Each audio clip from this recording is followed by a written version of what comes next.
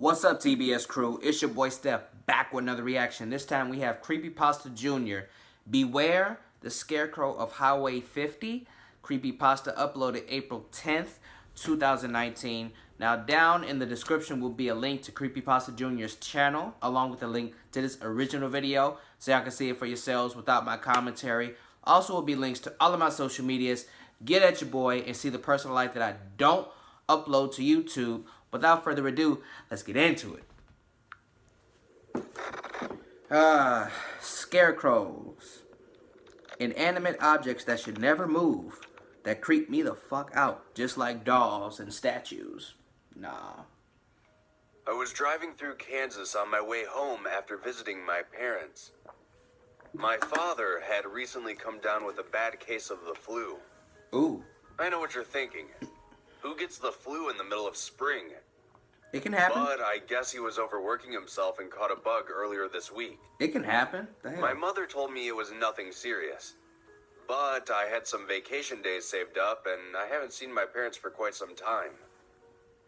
My parents live in St. Louis, while I had moved to Colorado for work. Damn. And a girl.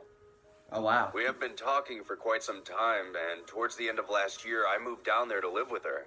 Oh, wow. You fucking up. Driving through Kansas isn't bad. Never move in There with a isn't a woman. whole lot to look at. Nah. I've done the drive quite a few times. Between moving my things and visiting my parents, I had gotten used to the trip. I don't mind the long drive. Yeah, some idiot drivers can be a pain.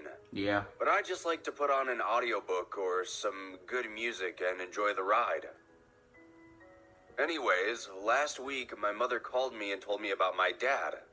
I asked my girlfriend if she wanted to make the trip with me, but unfortunately she couldn't get any time off work whatsoever. I told her it was fine as I packed my bag and prepared for the trip. You don't need her to come. The drive out to my parents took me through Kansas City on Highway 70. It was all clear skies and sunshine the entire way. I made it there and spent the weekend with my parents. My father, who is probably the most stubborn man on the planet, was outside doing yard work when I arrived. We ended up not doing much the whole weekend. I fixed my mother's PC for the 12th time, and then my dad and I watched sports while he rested. Although it was uneventful, it was still a nice break from the monotony of my everyday life. Monday came around, and after saying my goodbyes, I was back on the road. About a third of the way through my trip, my GPS told me about a severe traffic accident on the main interstate. I sighed as I glanced down at the little map. A large chunk of the highway was completely red, and my GPS mentioned an increased arrival time of 4 hours. It then asked me if I'd like to reroute, and I accepted. Hell yeah. The new trip would redirect me through Highway 50 instead of the interstate. It was a bit out of the way, but the arrival time would only be increased by 30 minutes or so. Once I managed to navigate my way onto Highway 50, I noticed quite a few other cars had the same idea. The road was mildly congested, but after around 20 minutes of driving, it began to clear up. This struck me as odd, as there hadn't been any turnoffs for the cars to get off the highway. Yet, slowly but surely, the traffic was dissipating. After an hour of driving on this road, I glanced out of my window and I could see a tall wooden cross in the middle of a field. Attached to the cross was a scarecrow. I chuckled to myself, as I had never seen a real scarecrow outside of Halloween decorations before. Red signs. Around a minute or two later, I passed by a highway marker that had a large number 50 on it.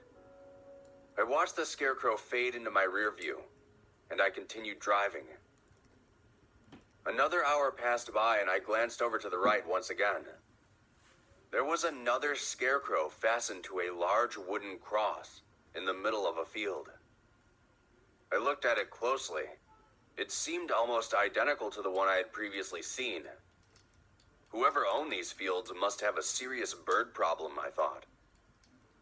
Then, a minute or two later, I saw that same highway marker on the side of the road. I rubbed my eyes in disbelief. This was the most intense deja vu I had ever experienced. I shook it off and drove a little bit faster. Another hour and the same sight appeared on the horizon. I stared wide-eyed as I approached it. This wasn't just a random case of deja vu anymore. There was something obviously wrong. As I drove by, I couldn't be certain, but it looked like the Scarecrow was closer to the road. Oh, hell no. I sped past it quickly. Fuck no. And the sign as well. I was growing more and more concerned. You better be. While I drove, I grabbed my phone and called my girlfriend. Though whenever I would try to call, I would just get a busy tone. Of course. I had full bars, but it was like something was blocking my calls. It is. I tried the police next, but the result was the same. It's the Scarecrow.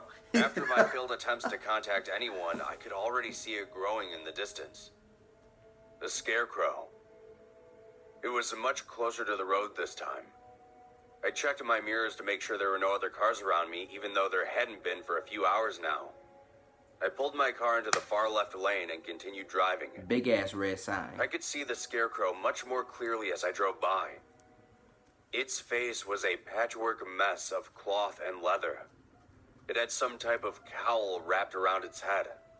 Its clothing was tattered and looked like it was wearing a cloak of some kind that swayed silently in the wind.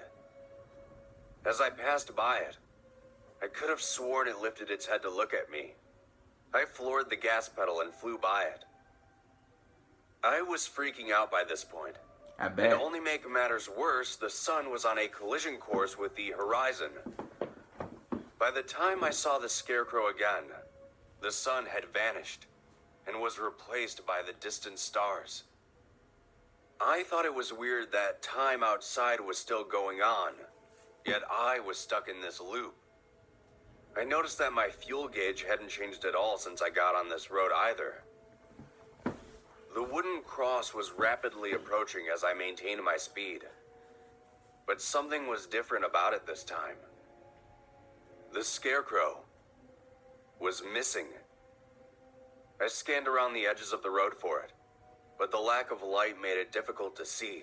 Oh shit. I was on edge. Oh shit. I was borderline panicking. I had been driving on the same road for hours and hours with no end in sight. It's your fault. I passed by the highway marker yet again, and still there was no sign of the Scarecrow. That's not good. I considered stopping, but quickly pushed that thought out of my head. Hell no. After the thought left in my mind, I was mentally preparing myself for yet another trip past the Scarecrow. Then I saw it. The wooden cross.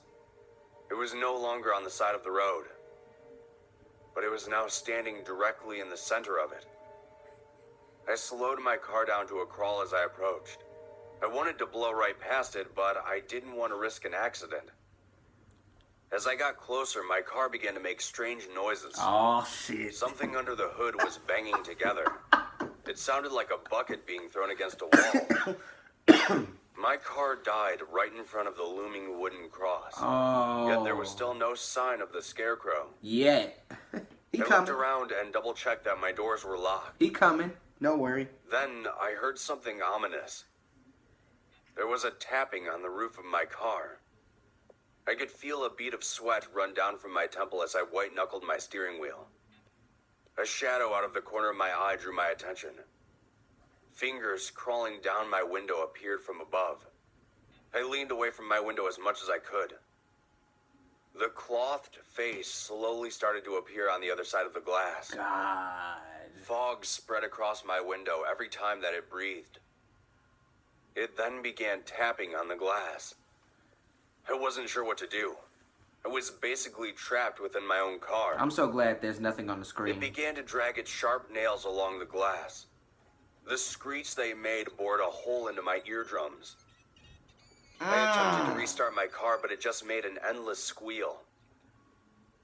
Then, the Scarecrow reared back its arm and slammed it into my window. I could hear the glass creak underneath the force. Like nails on a chalkboard. It pulled back again, and the second time the window began to fracture.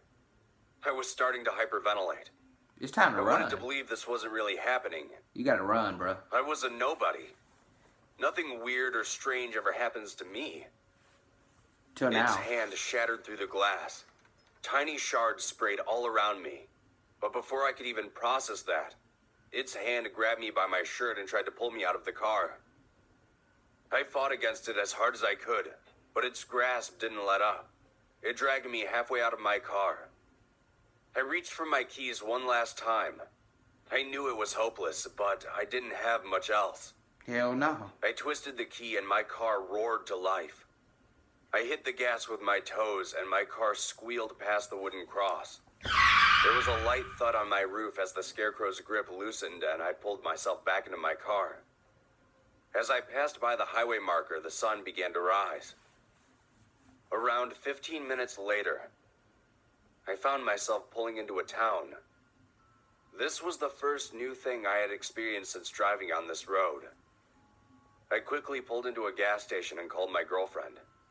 When I did, she sounded frantic, asking where I was. I told her that I got held up and that I was on my way. She said she was about to send out a search party. I managed to laugh even though my hands were still shaking. It ain't funny. The rest of the trip was uneventful. Good. I made it home safely, and aside from a mild case of PTSD, I was fine. For now. I don't know where that scarecrow came from or why it targeted me, but I think I'm pretty lucky to be alive. Damn right. Don't take Highway 50 if you can avoid it. I don't want any of you to end up in a similar situation. Or worse. Yeah, 'cause you almost got.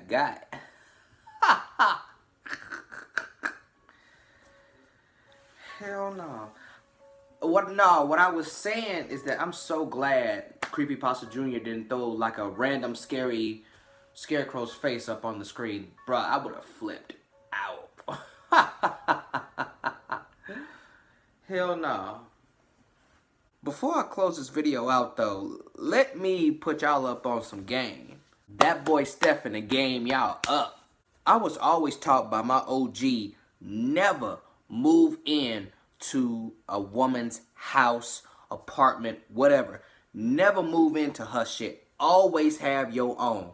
Because when y'all break up, or if y'all break up, all she gotta do is tell you to get the fuck out. And you have to. It don't matter if you're paying half the bills. Hell, you could be paying all the bills. If your name is not on that lease or on the deed to that house, whatever the fuck you have to say is irrelevant. She can call the police and they gonna come and they gonna take your clown ass to jail if you don't leave on your own terms and you want to get stupid. So yeah, fellas, unless y'all married, engaged, or it's going in that direction and y'all have kids together and y'all on good terms, never move into a female's place because that almost never ends well. Game from that boy Steph though. Hey. But what did you guys think of my reaction? What did you think of the video? Leave all of your feedback down in the comment section below. Thank you so much for watching my video. If you like my reaction, leave a like, a comment, and share the video. And if you really liked it, subscribe to the channel and tap that bell icon so you will get notified every time your boy Steph drop new content, which I do 7 times a week. That is all I got for y'all this time around. Your boy Steph is out.